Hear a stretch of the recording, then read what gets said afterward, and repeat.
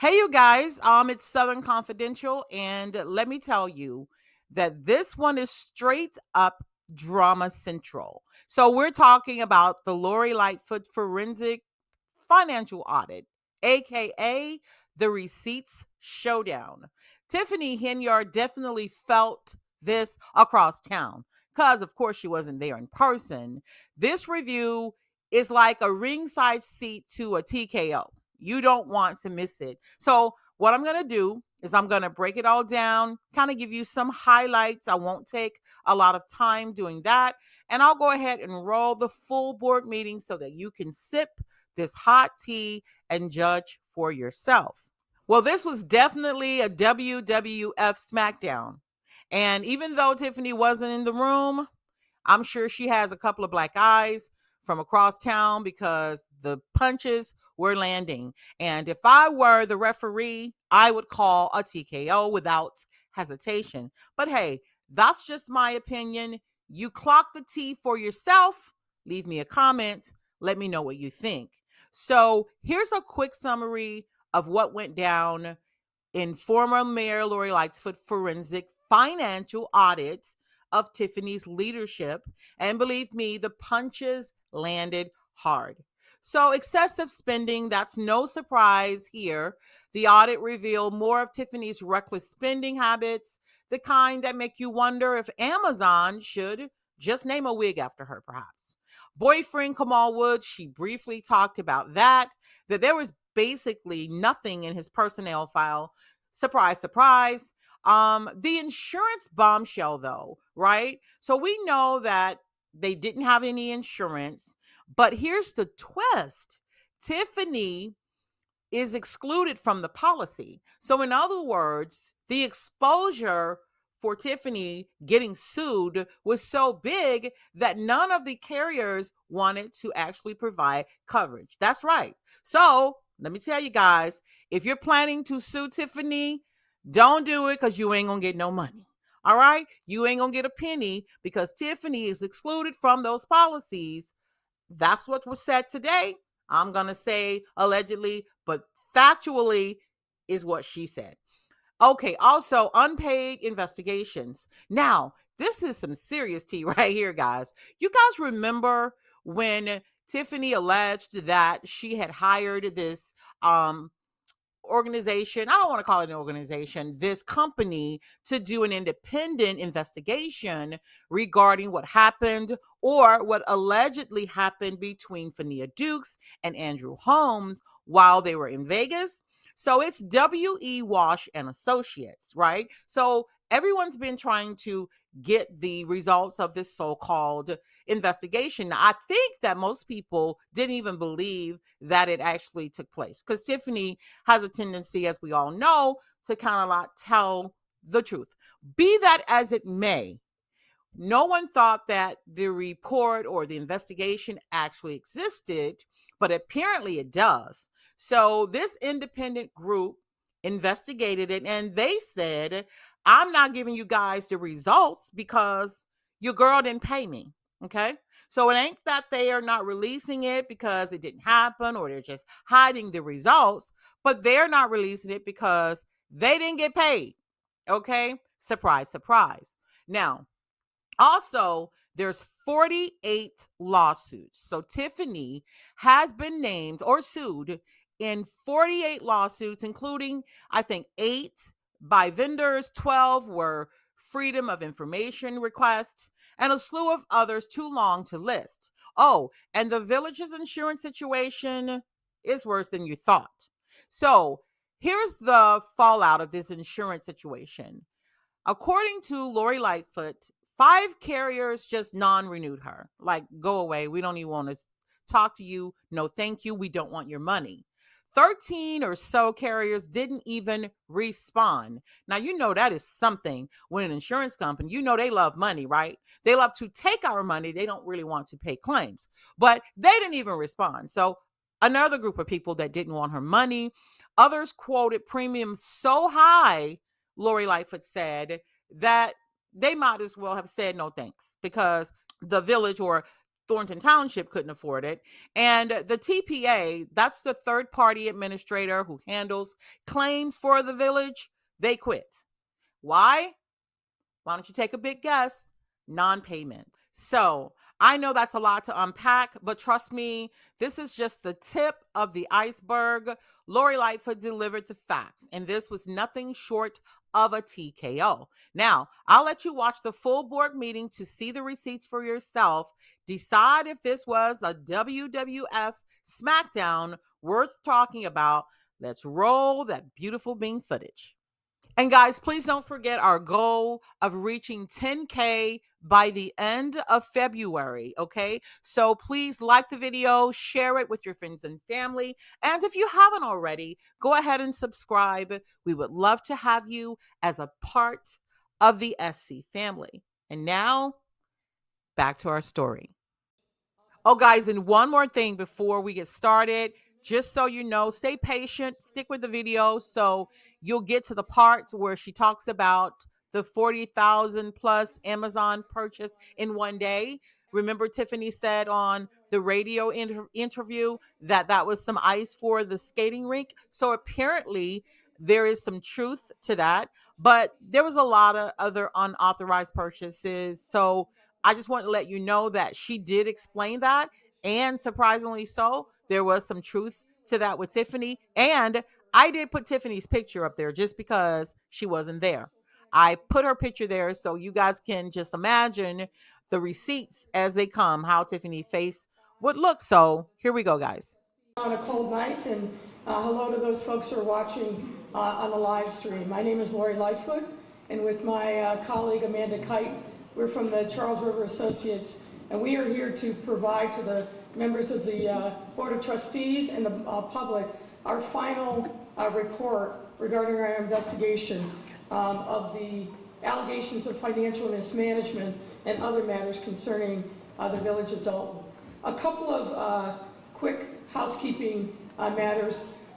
You should and should be circulating index cards if you want to ask us questions. We're going to go through the entire presentations first.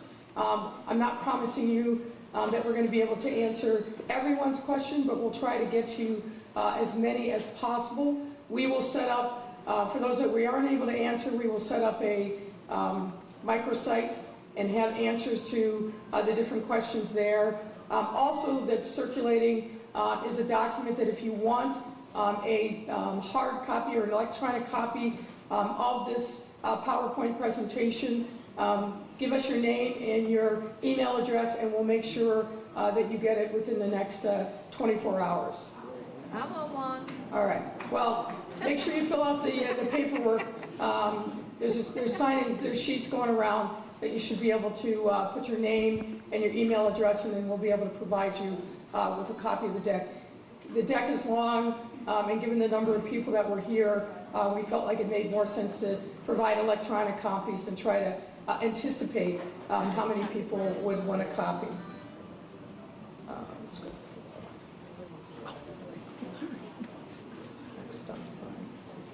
So let me start by saying that, as you know, we began this investigation in earnest back in the spring of 2024 after the trustees overrode a veto of the resolution of hiring us through the Legislative Council.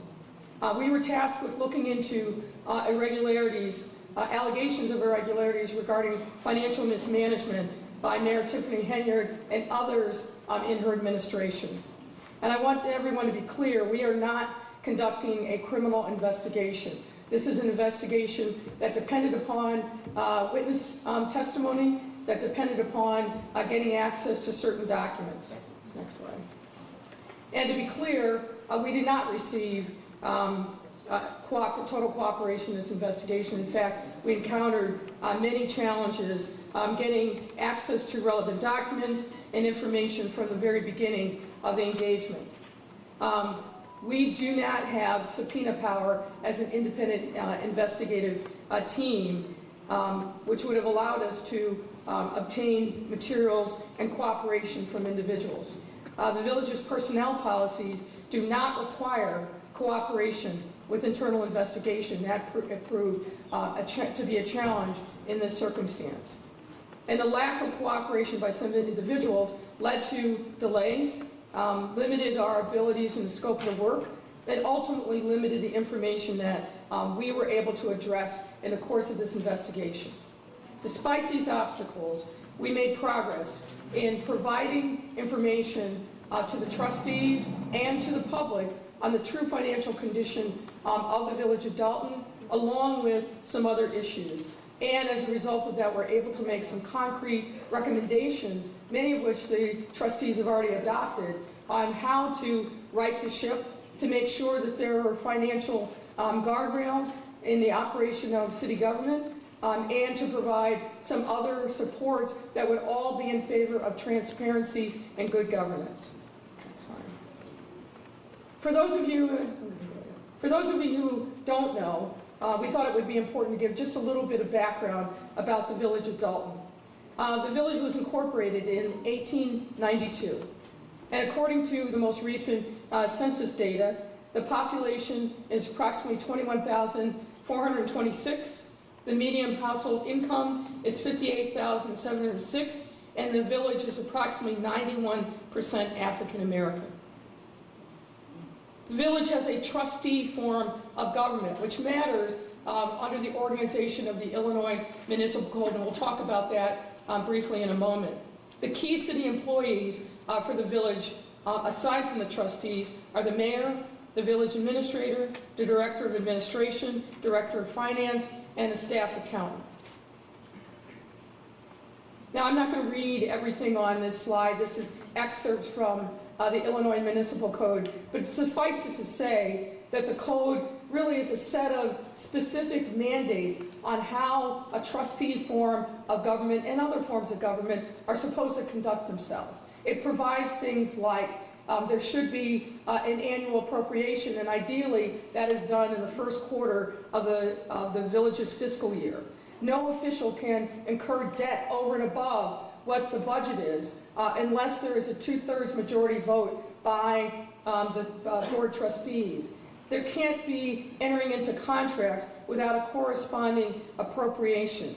The municipality must have an audit of its financial records annually. As you know, this became an issue, and we'll talk more about that as well.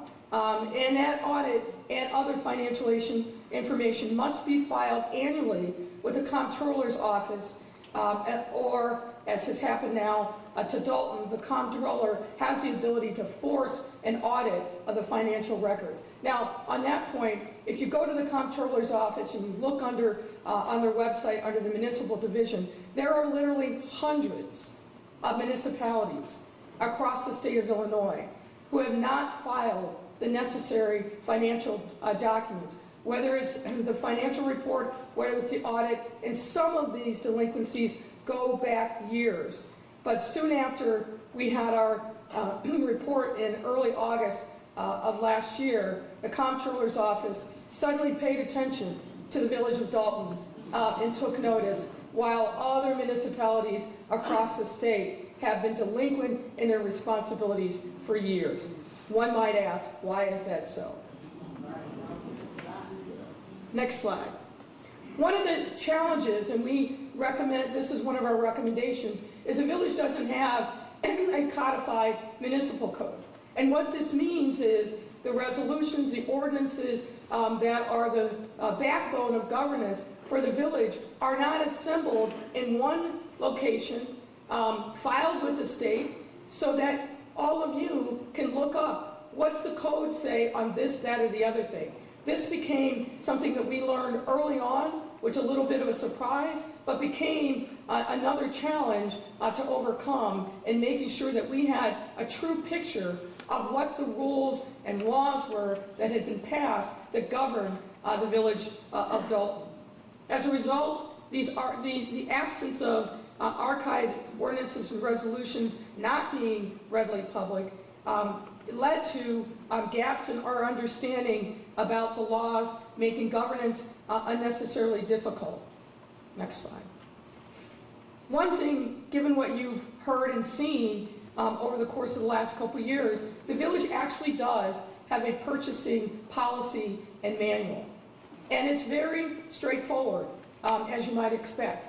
The challenge has been it hasn't been followed, and we'll get into details about that. But let me give you a little specifics.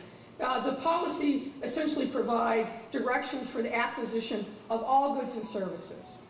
And when used with good judgment and common sense, as it reads, the quote, the policies and procedures conveyed within will allow the village to obtain required supplies and services efficiently and economically. The policy also provides, in general, all supplies, materials, equipment, contractual and professional services required for operational efficiency will have been included in the annual budget. Next slide. There is in this purchasing policy set controls on who can authorize what at what dollar levels. As you can see from this slide, and department heads can authorize spending up to $1,000.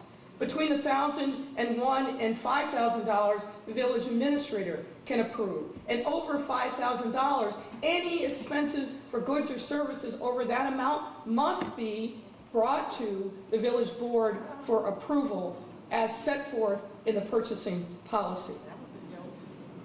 The finance department is supposed to have a position called the staff accountant.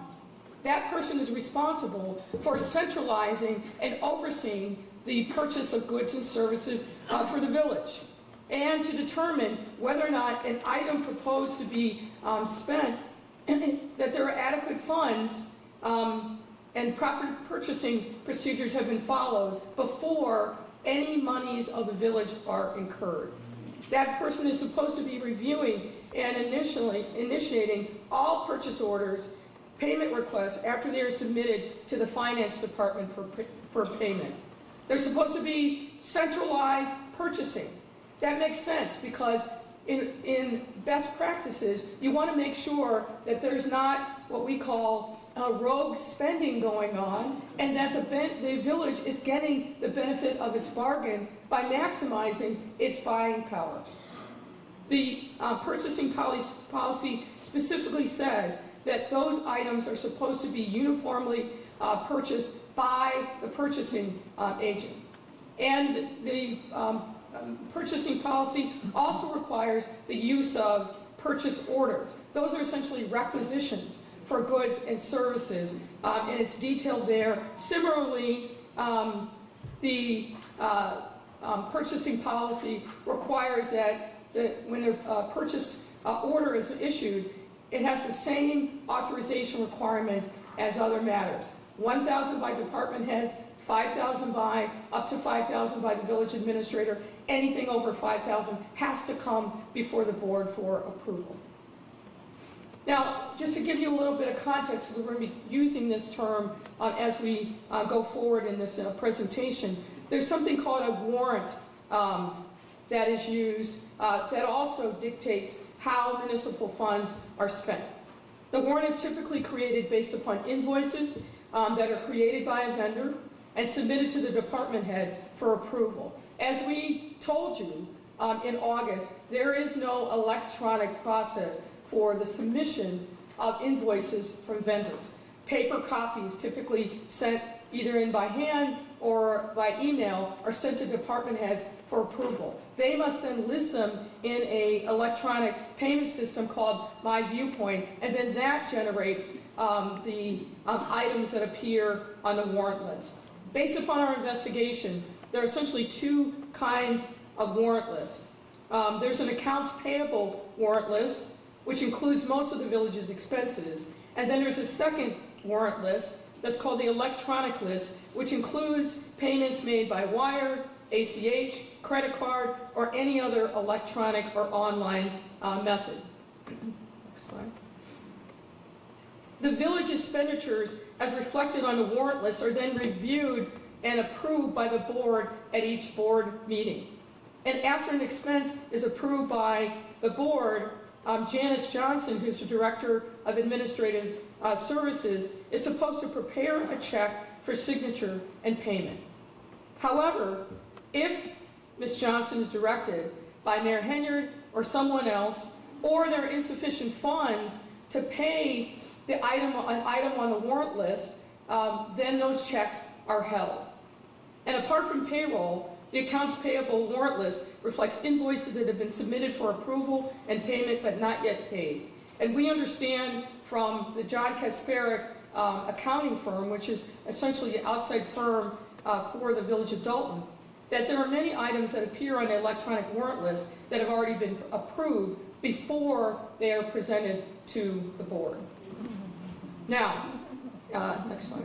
As it relates to credit card expenditures, we also understand from John Kasparek personnel that credit card balance is paid as a matter of course, meaning that as the bill becomes due, it's paid before it reaches the board for approval. In general, credit card expenses are only added to the warrant list when there's a receipt submitted. What we found is that many credit card expenditures never make it onto the warrant list for approval, in part because there is not a system for ensuring that there are receipts for the various credit card purchases. And what this means, unfortunately, is that the Board of Trustees in many instances was not able to even track or see credit card purchases that were being done over the last few years. Let's go on. Let's give a little background on Mayor Tiffany Henyard. As many of you know, she's a lifelong resident of the village. She served as a village trustee from 2013 to 2021. Her bio cites that she graduated from Robert Morris College, although we were unable to verify that. And she became mayor as of May 2021. Now keep in mind, folks, there were two elections. There was an election at the end of February that went to a runoff, and then there was a final election later that spring. At the time of that second election, according to records provided to us by the County Clerk's Board of Elections, only 9.5% of registered voters in Dalton came out to vote. That's terrible. Terrible. Let's go to next slide. To set the framework further, we wanted to make sure you understood who were the people in charge of making various decisions under Mayor Henyard's administration. Aside from Mayor Henyard was the village administrator. You may recall that that was initially Dorothy Brown. And then in late 2021, Keith Freeman began his duties as the village administrator. The director of finance. You would think this is a very key position. Unfortunately, what we found over the course of our investigation is there are many periods of time during Mayor Henyard's tenure where that position was vacant.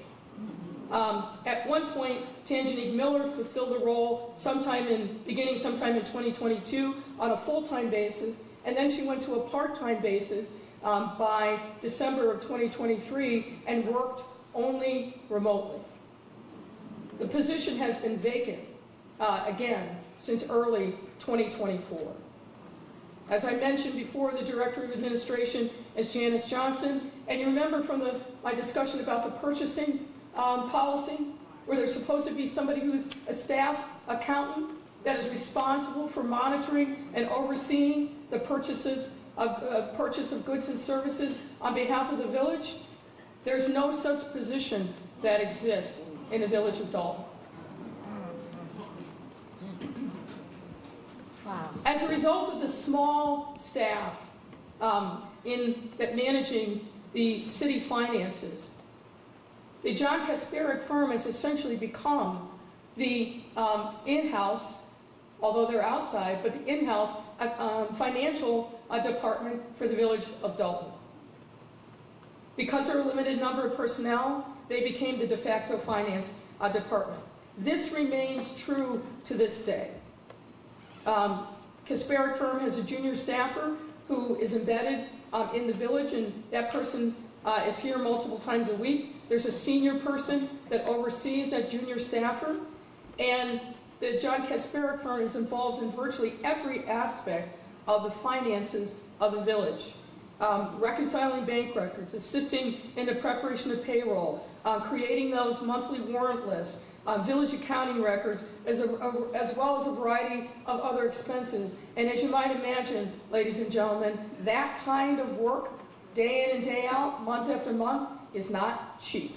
So the village is paying an extraordinary amount for outside services because it doesn't have the staff internally to do that. And in the absence of the Director of Finance, without the Board of Trustees being directly involved, there is very little oversight over the work that's being done on your behalf. Now, I want to also now shift gears and talk about some key events that have led to some of the financial crises that the village is experiencing.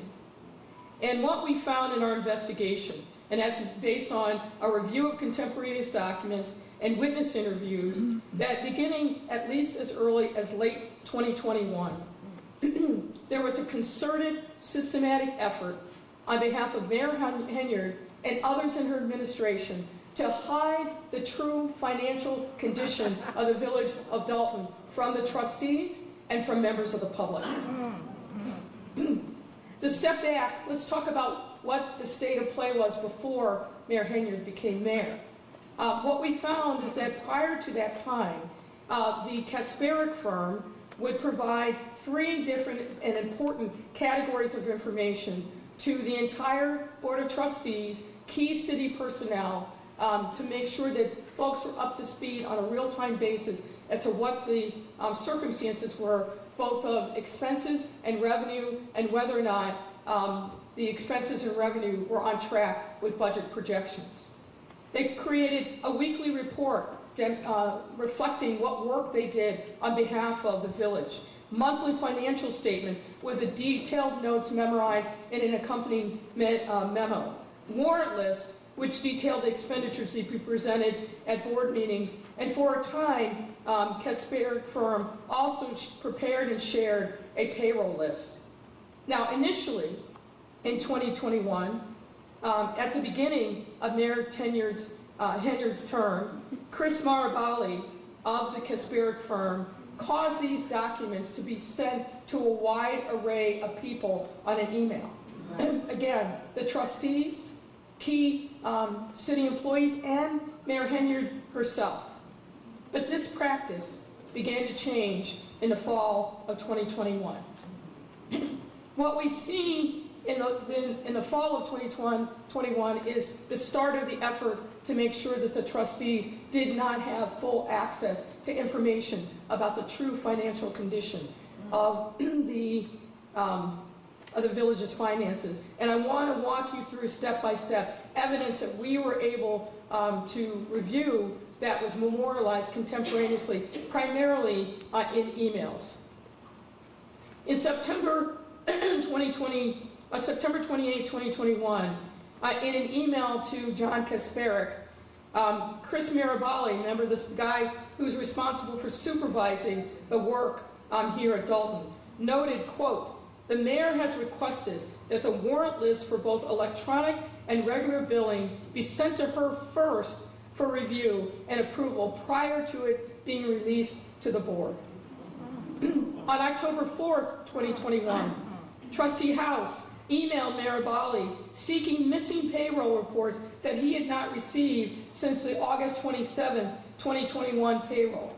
That same day, Marabali forwarded that email from Trustee House to Mayor Henyard and sought advice on how to respond. On October 21st, 2021, Chris Marabali reported to John Kasperick via email that Mayor Henyard was very upset with him because he disclosed in a board meeting that she had directed him not to send trustees payroll records. There's a board meeting that precedes this October 21st date, where you can see on the YouTube video that she's asking him, "Did I tell you not to send this information?" He answered in the affirmative, and that was the source of her anger with him. He was later called into a meeting with the mayor in the presence of Janice Johnson and Dorothy Brown, And the mayor, in effect, told him that he should never contradict her in public and that he should shade the truth. By November of 2021, a split between Henyard and certain trustees was in full bloom and played out in the trustees' shrinking access to village financial information. Next slide. And on January 22nd, 2022, Mayor Bali again transmitted the December financials and a corresponding memo to the full list, including the trustees. But by February 9th, Trustee Steve sent an email to Mayor Bali and others objecting to not having received payroll reports for approval and saying that he would not provide his consent for approval by the board if he did not receive those payroll records ahead of time. Trustee House concurred in that same email chain. On February 24th, and this is an important date, Mayor Bali transmitted the January financials and the accompanying Miller only to Tanjani Miller. At that point, the trustees were cut out. On March 9th, 2022, Mayor Bali sent his weekly report to the mayor, trustees, and others. The next day, Freeman admonished Mayor Bali and said, quote, "Chris, please stop sending these emails to everyone. It is a direct violation of the Open Meetings Act. Send this information to Ms. Miller and Janice," meaning Janice Johnson, end quote. I can tell you that the mere transmittal of information where there's no actual action being taken is not a violation of the Open Meetings Act. So in sum, by March 2022, the trustees were effectively cut off from receiving regular financial reports generated by the Kasperic firm, which would have provided them with information on the true financial condition of the village, and they would have been able to see at that point that there was a significant increase in expenses, as we reported previously, while at the same time there was not revenue to match those expenses. Now I want to shift gear and talk to you a little bit about FOIA. Now this is not a FOIA class, so I'm not going to go in chapter and verse, but the bottom line, as many of you know, is that under Illinois law, municipalities are required to keep and produce the records of governance to anybody who asks for them, with a narrow set of exceptions. And that means that the municipality has to set up a process by which people who want certain kinds of information can get that information, and that they have a certain timeline in which they have to provide that information. They can ask for an extension of time, but what they cannot do is simply ignore requests coming in through the Freedom of Information Act. Let's go to the next slide.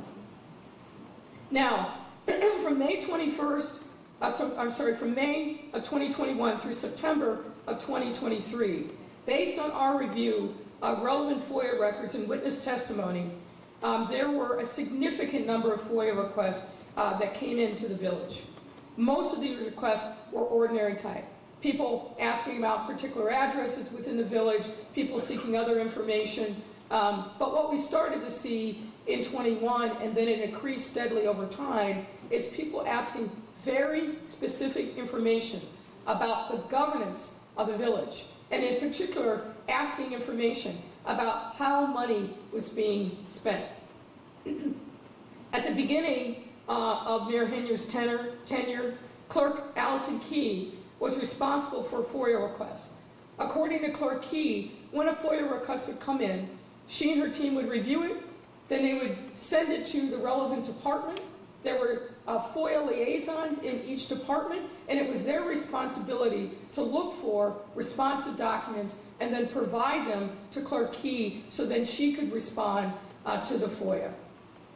The increased number of FOIAs over time posed a challenge given the limited resources that were devoted to FOIA. So what we saw is a very small staff, very few resources, and an expanding number of FOIAs that came in. There were not sufficient resources to be able to meet that rising interest in the governance of the village of Dalton. Now, There were many allegations that we received that Mayor Henyard ordered village personnel to simply stop responding to FOIA. We were not able to verify those allegations, in part because village employees who reported directly to Mayor Henyard did not cooperate in our investigation. However, in April of 2023, trustees passed an ordinance intended to get the FOIA process back on track. And that ordinance read in part, quote, "Whereas the Board of Trustees finds that the village has experienced an insurmountable backlog of FOIA requests due to failures of village staff to respond to requests for information from the FOIA officer at the instruction of the mayor and her village administrator." The trustees obviously believe that that's precisely what had happened, which is that the mayor had instructed people within the departments not to respond to FOIAs. Now, despite the passage of this ordinance, the FOIA process didn't improve. And in fact, it continued to break down the non-cooperation of village staff, and many of whom simply, according to Clerk Key, simply stopped responding to her when she would send them FOIAs. And as a result, you know what's happened. Some of you, I'm sure, experienced it directly when you filed FOIAs. There were appeals made to the Attorney General, and in some instances, people simply filed suit. Now, one key milestone that I want to bring to your attention is when Clerk Key was stripped of her jurisdiction over FOIA.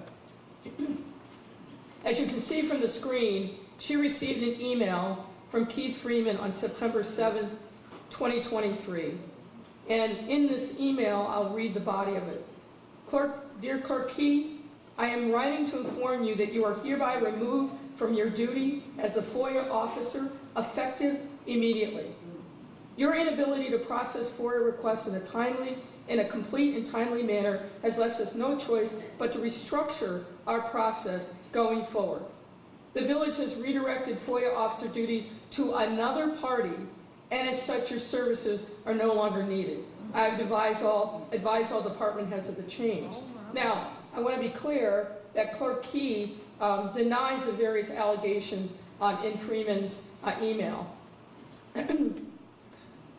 But I want to lift up a couple things that I think are notable about this email in particular.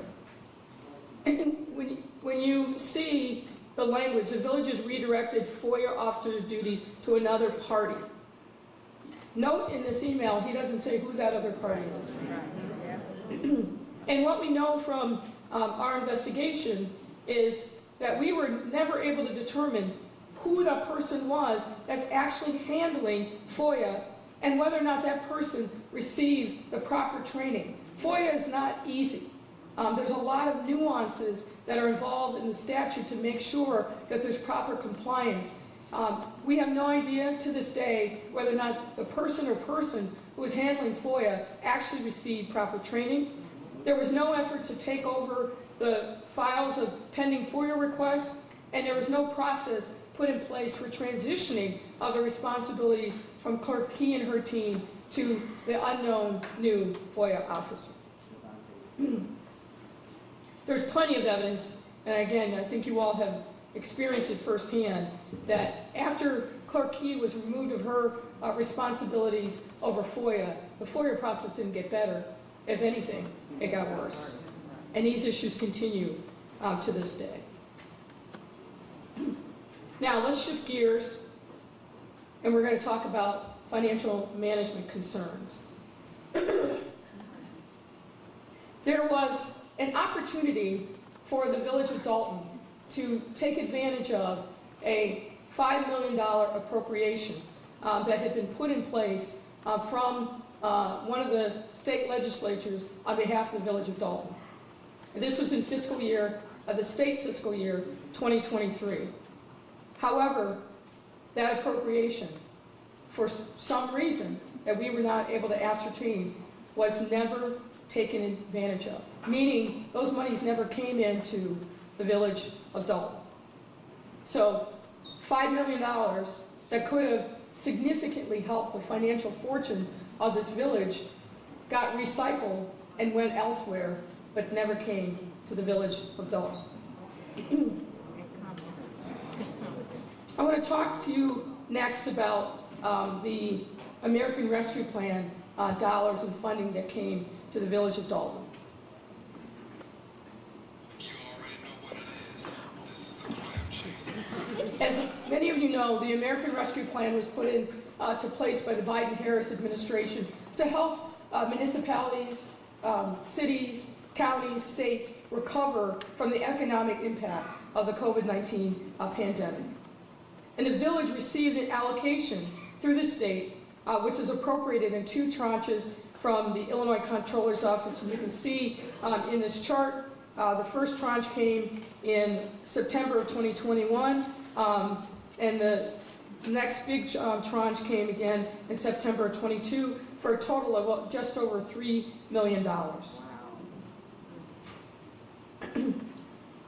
The U.S. Treasury Department had very strict reporting requirements on how municipal governments use those ARPA dollars. Somebody was supposed to be designated as the ARPA reporting person responsible for making sure that they were complying with U.S. Treasury regulations. But contemporaneous documentation that we have seen and confirmed in recent communications is that no one from the village actually took the responsibility to complete the reporting information. The access to the reporting portal was set up for Ms. Miller, the former finance director, but there's no evidence that she actually made the required reporting of how ARPA dollars were used here in the village. And based on the records that we have seen, there's approximately $1.7 million left of the ARPA funds, and it's held in a specific capital projects account. Based on what we've seen in the financial documents, the ARPA funds were used in a variety of ways, as you can see from this chart. As you noted, there's a big category of $481,379 called other expenses. This was used for a variety of different things, from construction materials and supplies, lawn care, pest control, utilities, sprinkler installation, but none of these things were specifically approved by the board. Now, at this time, I'm going to turn it over to my colleague, Amanda Kite, who's going to walk you through some more detailed information on the financial status as of October 31st, 2024. Take it away. So now we're going to walk through and largely provide an update to the financial information that was presented back in August. And we've been provided records that cover the first 6 months of the village's fiscal year 2025. As of October 2024, the village's general fund, which is the fund that's used to account for the majority of the village's operations, remains in a net deficit position. However, the deficit position has decreased or improved from the information that was presented in August. And as of October 2024, the general fund's net deficit position is currently $2.4 million. Additionally, during the first 6 months of fiscal year 2025, the average monthly expenditures of the village have also decreased. Through fiscal year 2024, the village was spending on average $2.5 million per month. During the first 6 months of fiscal year 2025, that number is down to $2.1 million per month on average.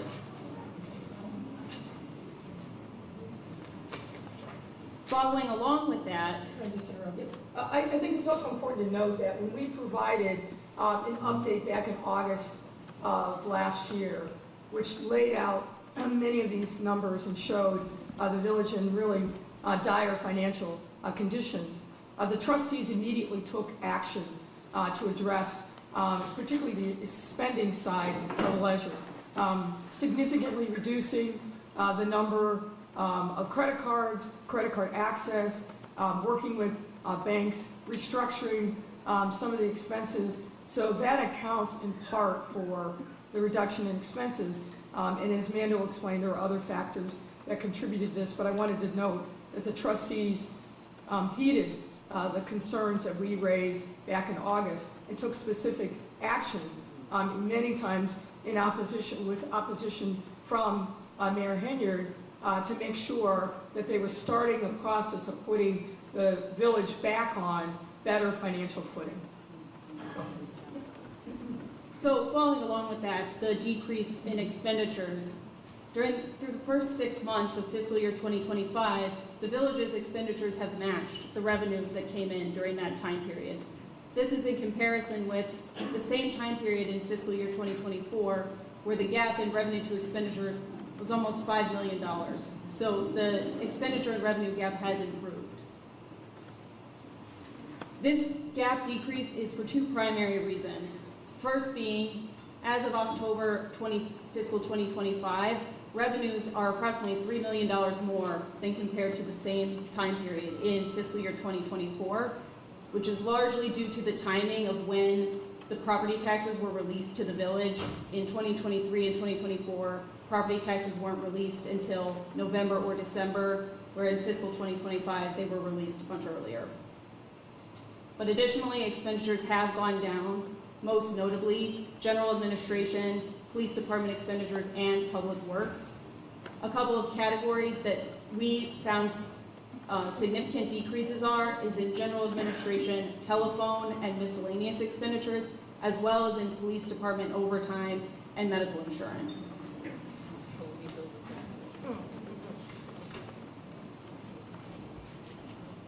The village's cash balance has remained generally the same since the information that was presented in August. As you can see from the chart, as of May 2024, the general fund had an unrestricted cash deficit of almost $5.7 million. As of October 24, that amount is a deficit of around $5.5 million. And this deficit includes the amount of held checks that the mayor discussed previously. Those are reflected in these deficit balances.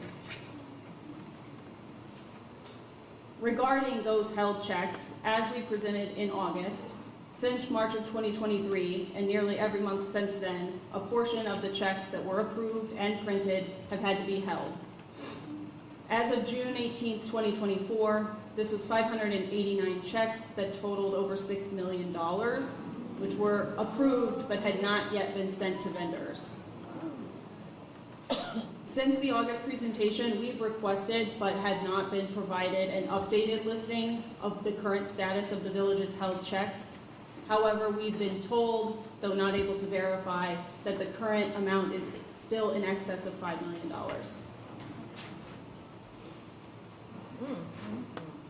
Turning now to discuss the village's use of credit cards. As we discussed in the August presentation, we're aware of 6 different credit cards that have been in use by the village at various points in time from January 2021 through at least June of 2024. Since the August presentation, we did request updated credit card statements that would cover July 2024 through December 2024, but we did not receive any updated credit card records. As you can see from the chart, the use of credit cards steadily increased from calendar year 2021 through 2023. In 2023, the village spent over $775,000 on credit cards.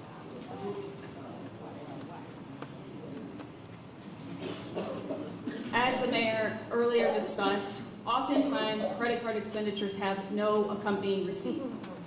And the credit card statements alone provide limited information about the credit card purchases.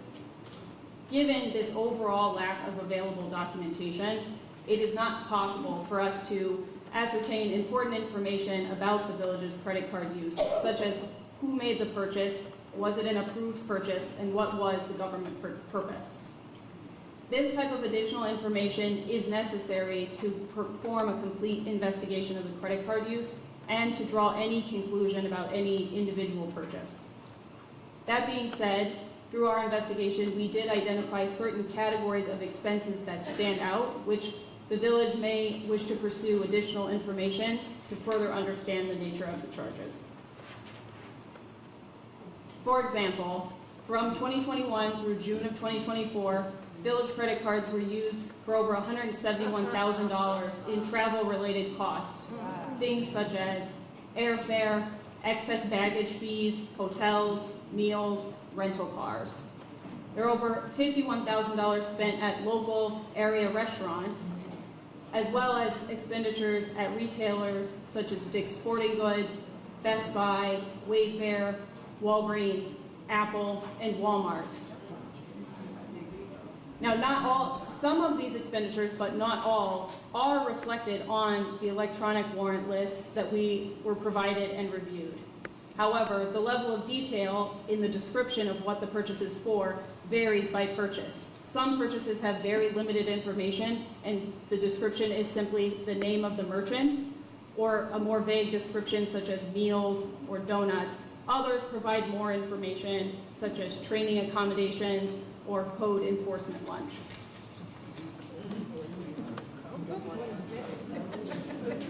One area in our investigation where we were able to obtain detailed purchase information relates to Amazon purchases.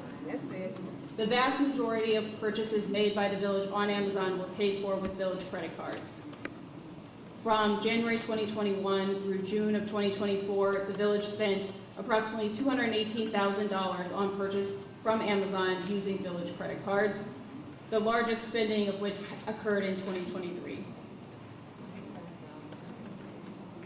Now, the vast majority of the purchases on Amazon do appear to be for routine items such as office supplies, office furniture, and supplies for the police department.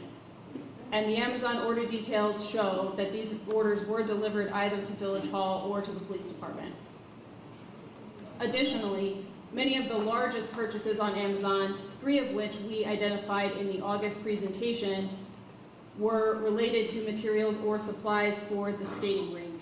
This includes $5,099 for artificial ice tiles, $33,000 for artificial ice tiles, $5,600 artificial ice tiles, $4,700 artificial ice tiles, and then $3,700 for ice skates.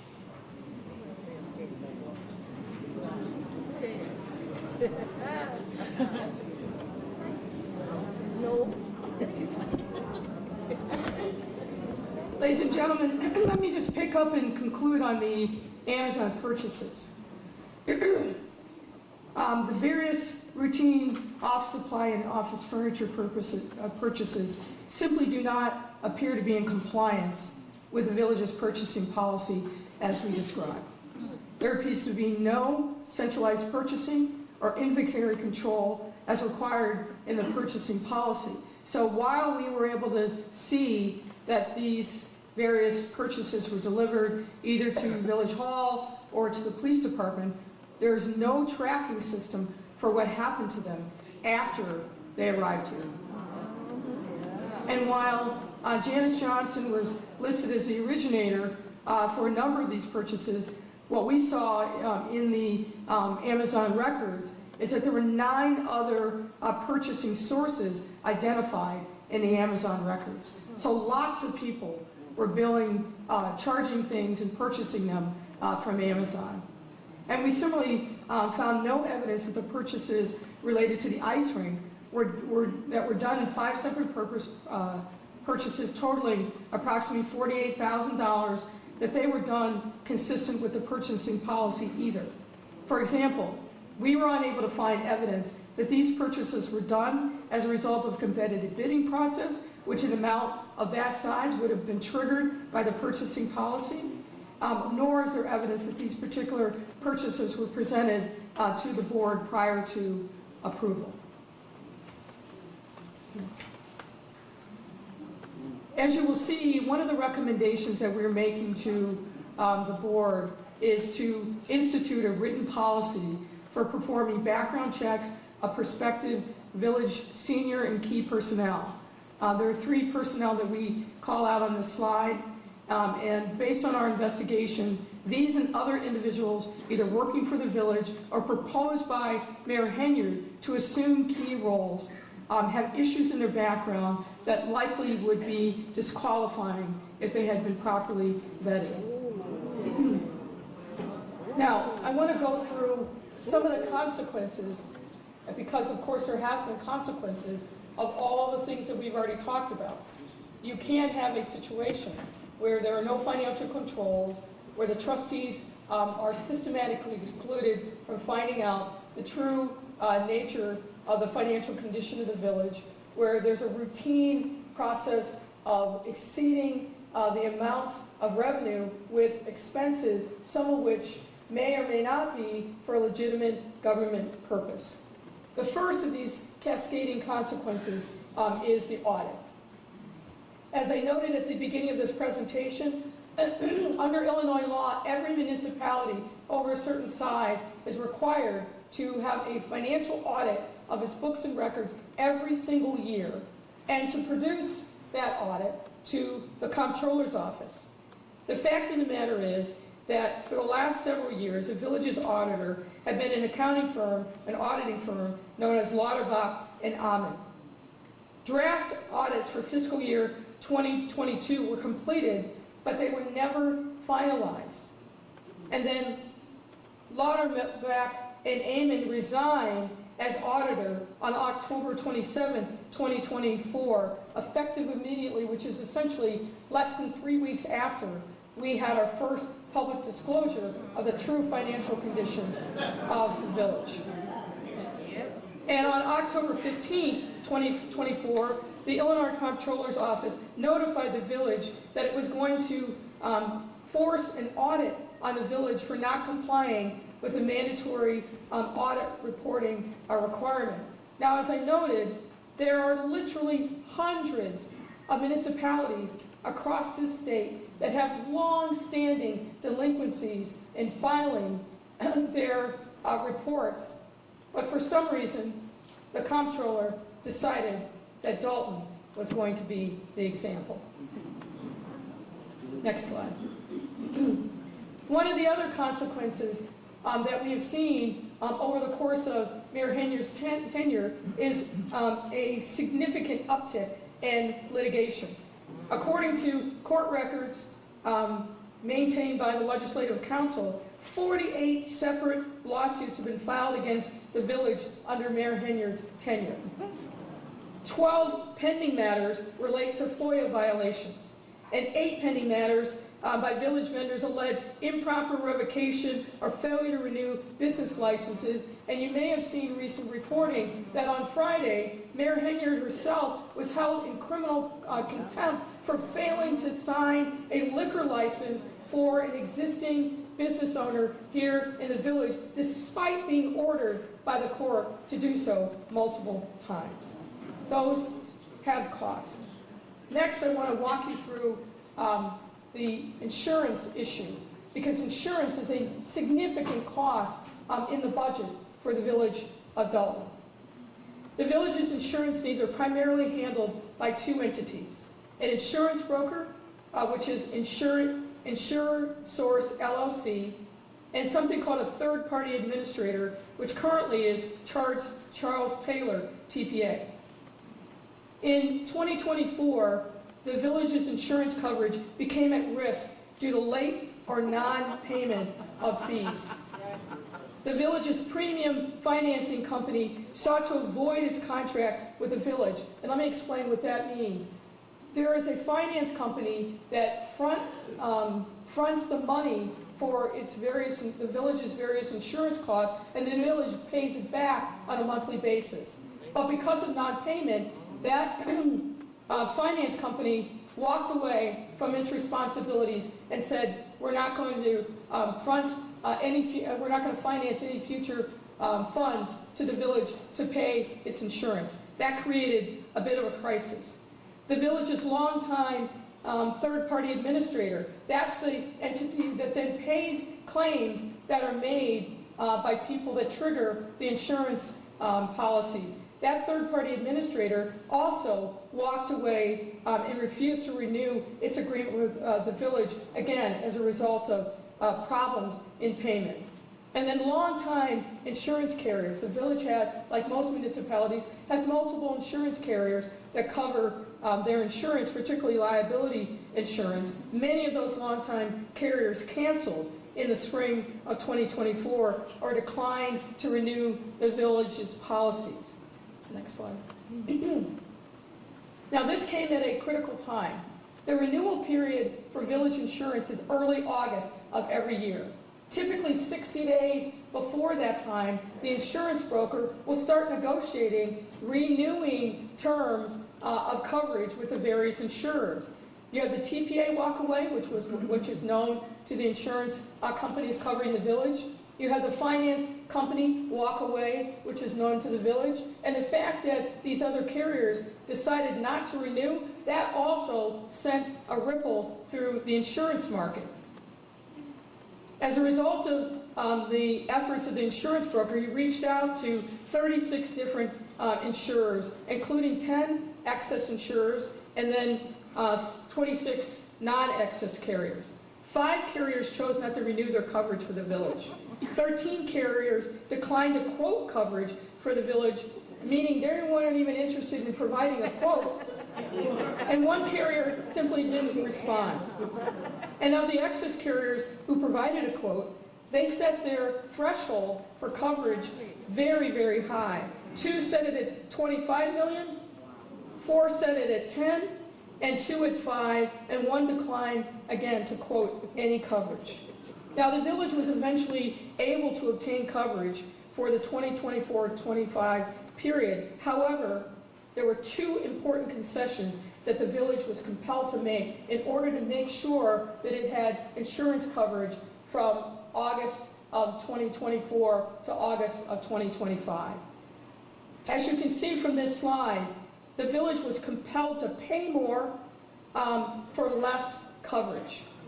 We have here a kind of side-by-side comparison of what the coverage was under general liability, law enforcement, public official, and auto liability. In the preceding year, the coverages were almost equal at $11 million. But as you can see, in the current coverage period, there's a significant decrease in the amount of insurance coverage that the village now has to handle whatever liability issues may come up.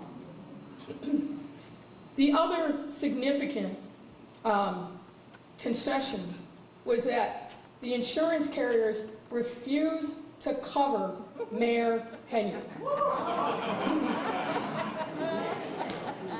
As you can see in the 3rd bullet, there's a quote directly from the insurance policy. The insurer covers all elected officials, provides that as a separate part of its coverage, but specifically in writing excluded any claim made against any insured which is brought by, on behalf of, or against the following entities or individuals, and that is Tiffany Henyard. And the emphasis here was in the original. This coverage exclusion regarding Mayor Henyard also applied not only to the general liability policy, but also the law enforcement policy. Now, there are implications for the village given the cancellation of coverage for Mayor Henyard during this coverage period. Mayor Henyard will have to pay for all defensive costs related to her out of pocket, or the village could decide on its own to pay for her coverage, but it won't be covered by the insurance carriers. Now, Mayor Henyard would then be responsible for any judgments, settlements, or attorney's fees rendered against her personally, separate from the village. And there's an open question as to whether or not Mayor Henyard will participate in litigation that she has to pay for herself, and what that would mean for the village if she simply defaults, meaning doesn't show up, doesn't participate in ongoing litigation. So the absence of coverage has significant implications for the village and for the taxpayers of the village of Dole. Other implications. The fire department. After 2 years with no resolution of a contract, finally in the fall of 2024, Legislative Council was able to reach a collective bargaining agreement with the fire department union, which a majority of the board approved over Mayor Henyard's objections. The village is currently in negotiations with the police department, but the challenge with that, negotiating that contract, is without audited financial statements, And you remember we said there's been no audit of the financial statements since fiscal year 2021. It's difficult for village negotiators to be able to project what revenues are going to be coming in so they know what a fair salary and compensation would be. Now, as we're winding down here, I want to cover quickly some other remaining items that I know are of interest to the public. And let's talk for a minute about the Las Vegas trips and the allegations against Trustee Holmes. There are actually 2 trips, one in May 22 and another in May 2023, where Mayor Henyard and a large delegation went to an economic development convention in Las Vegas. The convention was called Recon, and that was put on by the International Council of Shopping Centers. Financial records from the village and Thornton Township reflect that a number of people traveled to Las Vegas on both of these trips, and the expenses of their travel, their lodging, their meals, and entertainment were paid for on village and township credit cards. There is no evidence that any business development opportunities came to the village as a result of either of these 2 trips.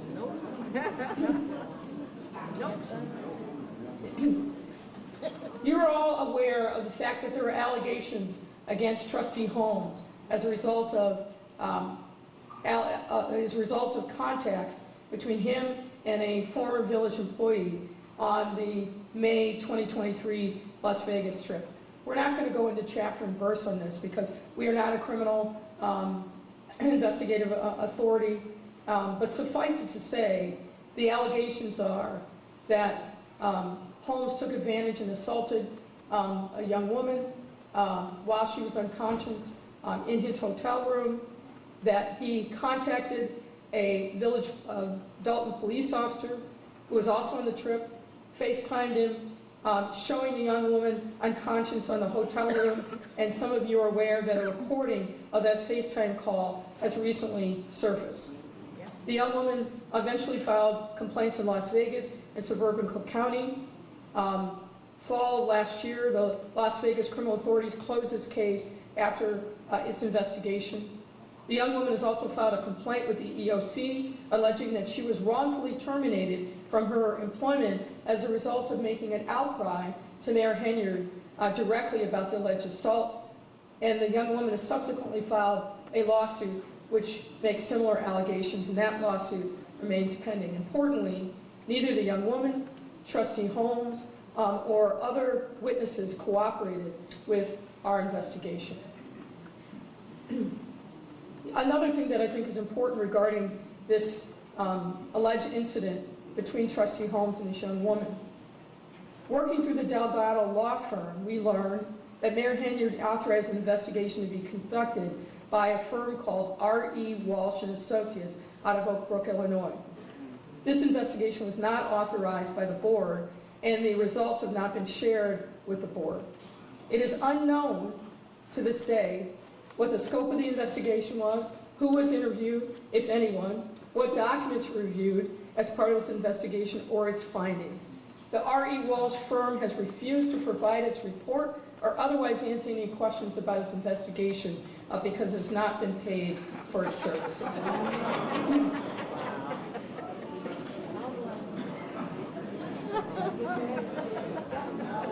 Let's talk for a moment about Thornton Township.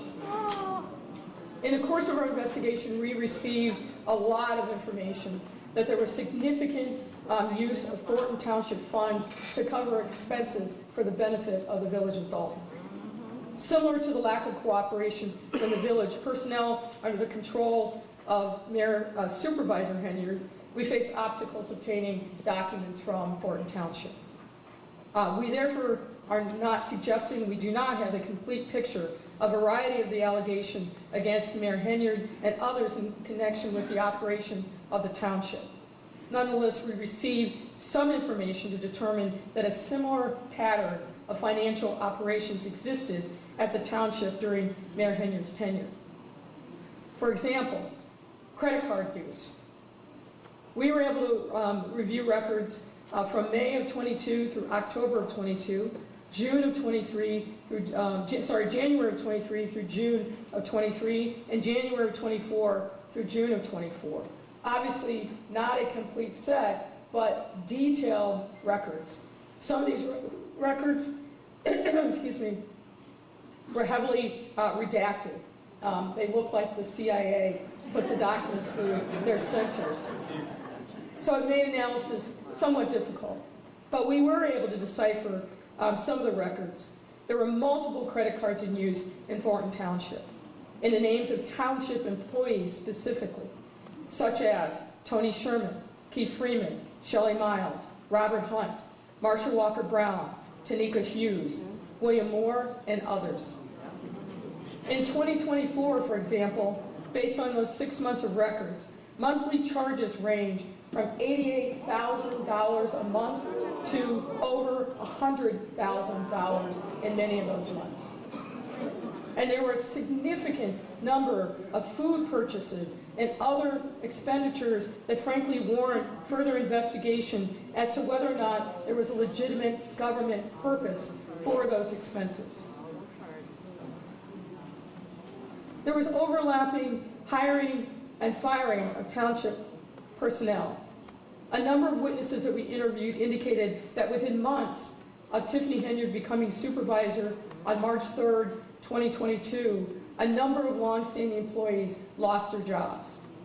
We heard many allegations about political retaliation, cronyism, and that people were let go because they questioned the seeming elimination of hiring and purchasing norms. Efforts to verify these allegations, principally through FOIA requests, did not bear fruit, as the township often claimed no responsive documents or failed to address specific FOIAs. We know that Henyard hired her boyfriend, Kamal Woods, to run a township youth program. His personnel file, such as it is, contained very little information to justify this hire.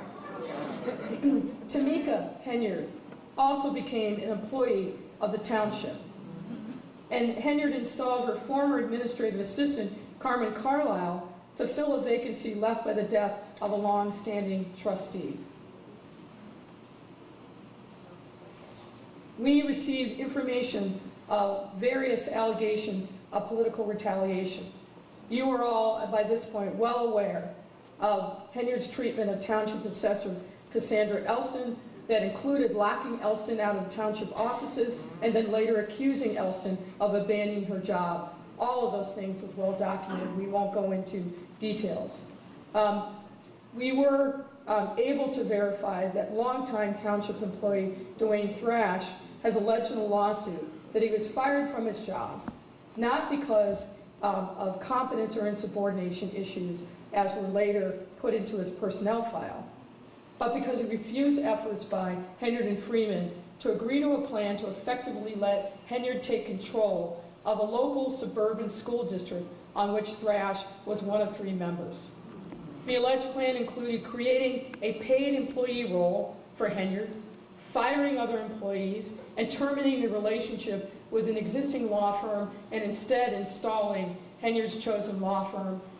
Can you guess? The Delgado firm. Thrash alleges that he would not agree to the plan and subsequently lost his Thornton Township employment in retaliation. Now, we have a number of recommendations that we are making to the trustees. I'm not going to spend time tonight going through those. The trustees have them. But suffice it to say, there are obvious things related to finance. There are obvious things related to personnel. And some of these things, as I indicated, the trustees have already started to embrace and implement, particularly with respect to putting guardrails around the finances of the village. And with that, we will close. Thank you for your time and attention.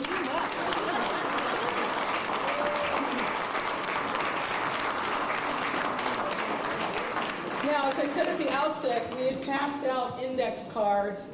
If you have questions written on them, pass them forward, and we will entertain some questions. Can members of the Park District staff perhaps help us collect some of these cards and bring them forward? If you have a card, hold it up in the air and somebody will come by. Maybe pass them forward to the front. That's probably the easiest thing to do. For the report. No, I give one. And remember, if you'd like an electronic copy of this PowerPoint deck, please make sure you provide your name and your email address. Please say excuse me or nothing. Pick it up. He knocked it on the floor. Come on up, man. If you've got questions, please pass up your index card. We'll try to get to as many as we possibly can.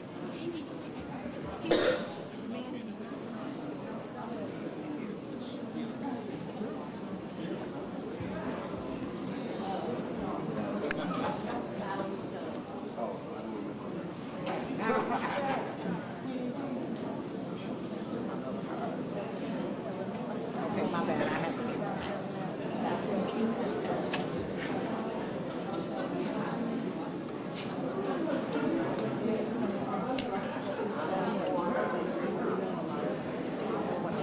All right, we have a couple of questions.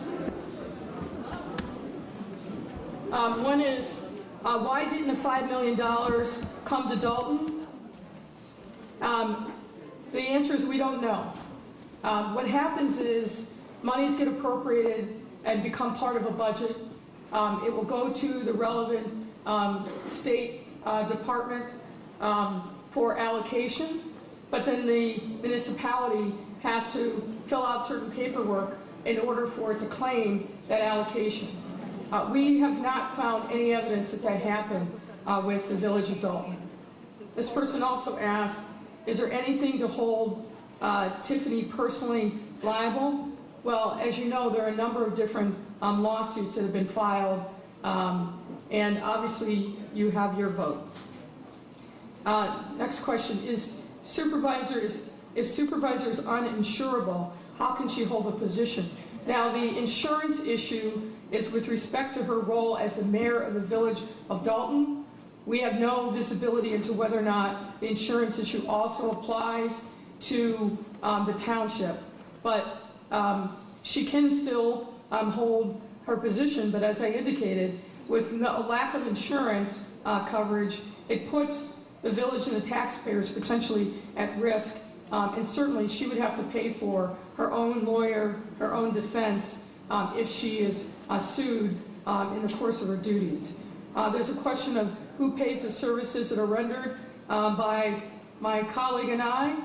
As you recall, the trustees voted to approve the hiring of us, and that comes from the Village of Dalton. Are you bringing me one more question, ma'am? Come on up. Okay, that's fine. Okay.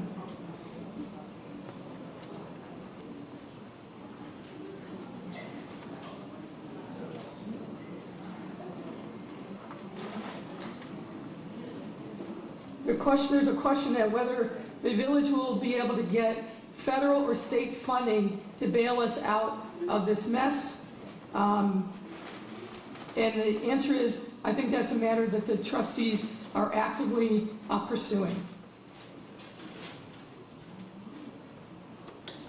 There's a question, have all of your findings been given to the FBI and any agency concerned? Maybe we'll all turn and wave to our friends in the federal government who are surely watching this live stream.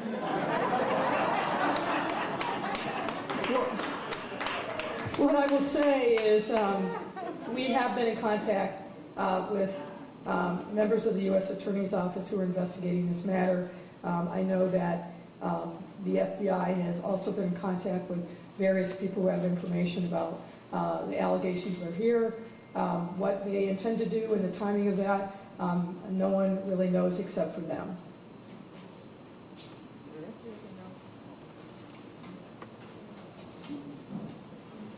Let me just sort through and see if there are any other questions.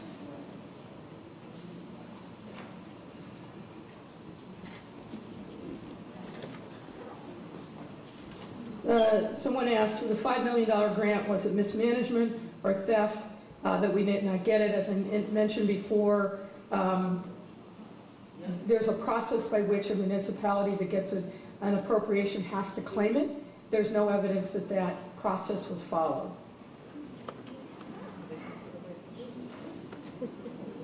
There's a question of when can vendors expect past due payments to be handled. I'm aware that the trustees are working diligently to try to work through the number of vendors who are owed goods and resources, but recognizing that village resources are tight.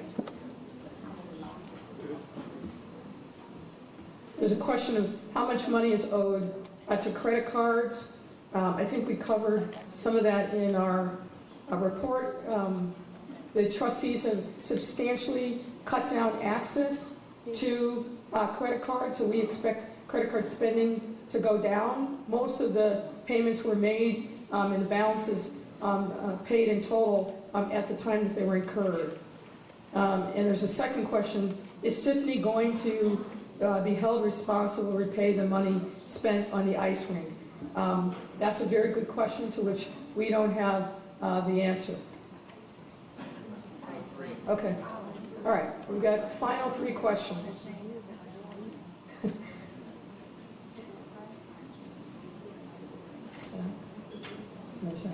All right. Actually, final question. The others were request to get a copy of the PowerPoint deck. How many laws have been broken? Good question, but impossible to quantify.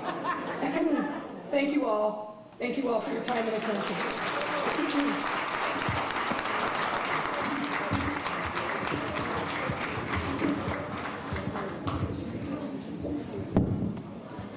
Okay, we want to thank everybody for coming out, and on behalf of the Dalton Residents Board of Trustees, we want to ask everybody to give a round of applause to Mayor Lightfoot for her hard work.